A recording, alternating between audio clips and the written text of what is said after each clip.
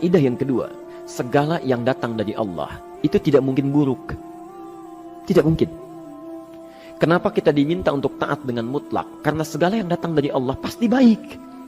Ya, pasti baik. Karena Allah menurunkan segala maslahat sesuai kebutuhan kita.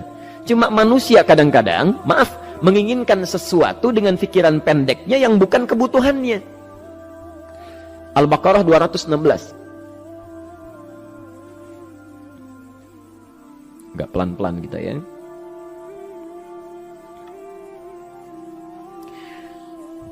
Bapak Ibu kalau diminta milih, pilih motor, pilih mobil.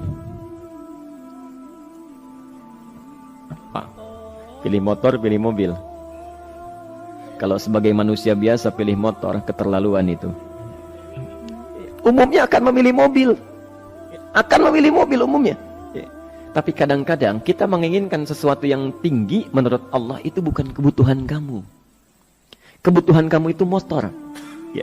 Keperluan kamu motor. Kalau kamu punya mobil, sulit nantinya. Gangnya sempit, mesti bikin garasi, anggaran bertambah, dipikirin juga. Capek. Sudah, motor saja, terbebas dari banyak kemacetan. Mampu diurai, tidak banyak difikirkan. Pelan-pelan. Turun ayat, kutiba alaikumul qitalu wa huwa kurhul lakum. Ya. Diwajibkan atas kalian berperang. Dulu orang diminta jihad gelisah. Ya. Gelisah. Nah, kalau ada perintah Allah yang melahirkan kegelisahan, ini maknanya. Ya. Tidak harus dalam konteks jihad yang fisik. Ya. Jihad, melawan hawa nafsu kita. Jihad melawan pikiran kita. Jihad melawan prasangka buruk kita. Kadang-kadang ada keinginan kita yang kita inginkan menurut Allah itu belum baik untuk kita. Nah, sifat manusia ketika diberikan oleh Allah keputusan yang terbaik, kadang-kadang ada sifat dalam hatinya gejolak, belum bisa menerima. Ya. Ada gejolak di hatinya. Dalam keadaan demikian kata Quran, kutiba alaikumul qital. Kalau Anda merasakan sesuatu sedang ada gejolak di jiwa, sulit menerima ketetapan Allah, maka perangi perasaan-perasaan buruk itu. Wa huwa kurhul lakum, walaupun itu sulit. Walaupun itu sulit. Jangan berprasangka buruk dulu pada Allah. Ayat yang indahnya, perhatikan kalimatnya. Asa an takrahu syai'an fahuwa khairul lakum. Boleh jadi Anda tidak menyukai sesuatu, di balik itu ada kebaikan-kebaikan besar yang Allah sedang rencanakan. Karena pikiran kita pendek, maunya sekarang saja. Tapi subhanallah, Allah sangat panjang, tidak ada batasnya. Allah memberikan maslahat sampai kamu meninggal, ini maslahatnya. Kamu berpikir sekarang saja.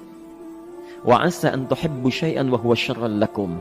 Sedangkan boleh jadi di balik yang kita sukai, ada keburukan yang sedang menunggu kita di depan ini. Kamu tidak tahu. Ya. Apa logikanya? Wallahu ya'lamu. Allah tahu masa depan yang akan terjadi menimpa kita. Wa antum la ta'lamun. Sedangkan kalian tidak bisa membaca masa depan. Ya. Saya punya adik perempuan datang lalu meminta doa. Kak, saya ingin tes katanya. Ya, di salah satu bank. Kemudian sudah pada tahap akhir yang menurut hitung-hitungan manusia dan perkiraannya insya Allah lulus. Karena tidak ada alasan apa-apa lagi untuk tidak meluluskan. Baik, bismillah kita berdoa. Tapi doa kita seperti dibimbing oleh Quran, tidak minta dunia saja. Ya. Jadi dunia baik, Al-Baqarah 201. Rabbana atina fid dunya wa fil akhirah. Ya. Dunia minta baik, akhirat minta baik. Tapi aturan dunia dan akhirat ini jangan disebandingkan, rugi. Dunia itu kecil. Ya, akhirat lebih besar. Dunia itu kecil. Makanya diatur di Al-Qasas ya, ayat 77 sampai 78 itu aturannya wabtaghi fima atakallahu daral akhirah wala tansa nasibaka minad dunya. Minta seluas-luasnya akhirat, tapi dunia jangan berlebihan. Ya. Sekedar mencukupi kebutuhan kita saja. Ya. Pakaian, Bapak Ibu sekalian, ya, kita beli pakaian sesuai kebutuhan saja, jangan berlebihan. Ya. Cukup ketika kita akan sholat, layak, indah dalam pandangan Allah. Ketika kita akan bermuamalah, bagus, tidak mengecewakan orang lain, sudah. Maka waktu selebihnya, ketika kita mencari sesuai kebutuhan, waktu selebihnya bisa digunakan untuk memperbanyak ibadah. Tidak banyak energi terbuang, uang juga terbuang, tenaga juga terbuang. Bayangkan kalau keinginannya macam-macam. Wah, ingin baju terbaru, ingin tasnya Hermes, mereknya dari Paris, sekarang juga mesti dibeli. Wah, uangnya sudah 400 juta keluar, tenaga mesti keluar, beli tiketnya macam-macam dan sebagainya. Habis waktu untuk mengejar dunia, ibadah tertinggalkan. Di rumusnya dunia itu secukupnya saja. Nah, Yang paling menarik, kita doakan supaya Allah memberikan kebaikan dunia dan akhiratnya yang paling utama. Maka datanglah dengan lesu mengatakan, saya tidak lulus katanya. Kenapa? Saya bilang, saya tidak tahu, saya sudah berusaha. Tapi konon kabarnya, saingan saya adalah anak salah satu pejabat. Masya Allah. Saya bilang, kamu jangan bersedih.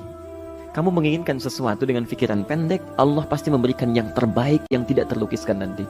Subhanallah, pekan beberapa hari setelah itu, muncul berita, ternyata dia diterima di bank syariah. Dia menginginkan sesuatu yang diinginkan, Allah menginginkan lebih dari apa yang dia harapkan. Dikasih bank syariah, di situ terjaga, meningkat keagamaannya, terjaga hijabnya, segalanya, dan disitulah kemudian diarahkan untuk menemukan jodohnya. Masya Allah. Dia berpikir saat itu Allah merencanakan masa depannya. Ya. Jadi apa yang Allah sudah rencanakan pasti baik, Pak, Bu. Jadi tadi dari salat subuh yang pertama kali ingin disampaikan adalah, coba dilihat sampai subuh ini, adakah aturan Allah dan Rasulnya yang sampai subuh ini pernah kita langgar, pernah kita ragukan? Barangkali itu yang membuat kehidupan kita sulit. Ya. Allah, Rasul membuat aturan. Dan ada 4 tipikal orang, ya, 4 tipikal orang bila dihubungkan dengan aturan yang Allah dan Rasul sudah buat itu. 1, ada yang ikut aturan. Maka orang seperti ini kata Quran, yuridullahu bikumul yusra wala yuridu bikumul usra. Al-Baqarah 185. Allah menginginkan kemudahan, tidak menghendaki kesulitan dalam hidupmu. Ya. Maka dibuat aturan, yang ikut aturan Allah pasti mudah hidupnya. Ya, pasti mudah hidupnya. Ya. Rizkinya mudah, hidupnya mudah, nyaman, enak. Ya. 1, ada yang ikut aturan. Yang kedua, ada yang keluar aturan. Ya. Ini pasti repot. Pasti repot. Di awal-awal seperti menyenangkan, ujung-ujungnya repot. Allah bilang, jujur, jangan berdusta. Kalau dusta celaka. Wailul lil mukadzibin. Celaka bagi para pendusta. Dia keluar aturan, dia berdusta. Awal-awal memang nikmat. Besok. Ya. Pak, ini amplop siapa ya? Ya.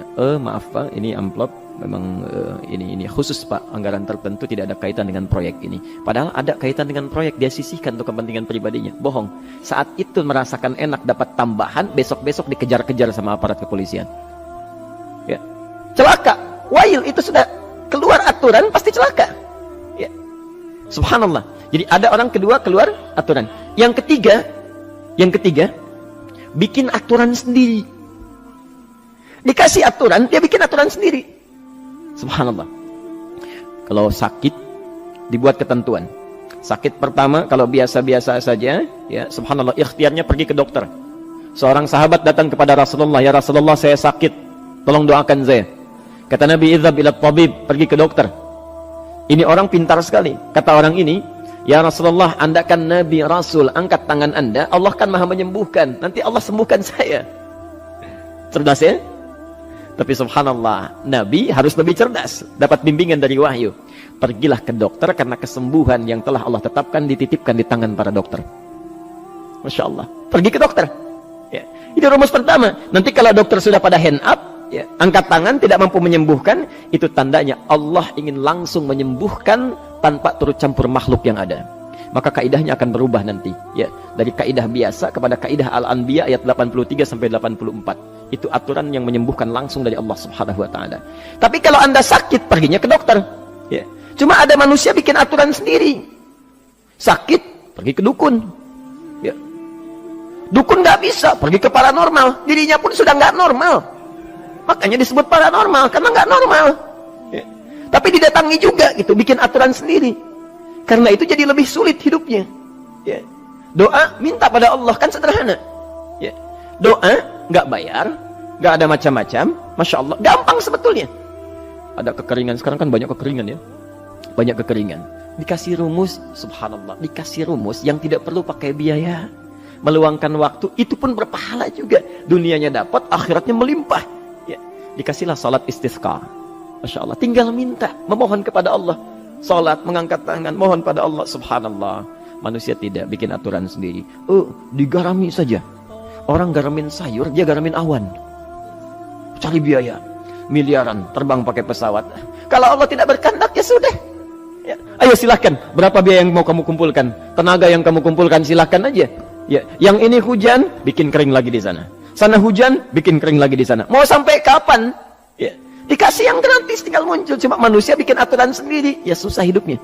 Itu yang ketiga. Yang keempat, ada orang nggak mau diatur. Allah bikin aturan, dia nggak mau diatur. Ya, Masya Allah. Ini yang luar biasa. Inilah yang fasik. Fasik itu keluar dari aturan. Menyimpang. Tidak mau diatur dia. Ya, tidak mau diatur. Karena itu Bapak Ibu sekalian, dari ayat yang pertama ini, ya, mari kita evaluasi sampai dengan hari ini subuh. Dari ayatnya memang sederhana, singkat, padat, cuma satu ayat. Tapi meminta kita untuk melihat, sudahkah sampai hari ini taat pada Allah dan Rasulnya? Yang kedua, ketaatan kita apakah selalu ragu atau sudah melahirkan keyakinan yang paripurna? Ya. Yang ketiga, pelajari aturan-aturan Allah terkait kehidupan kita. Aturan salat, aturan muamalah, ya, aturan beraktivitas, aturan berumah tangga. Pelajari itu supaya mendapatkan kemudahan. Biasanya kesulitan didapatkan karena kita belum mengenal aturan Allah dan Rasulnya.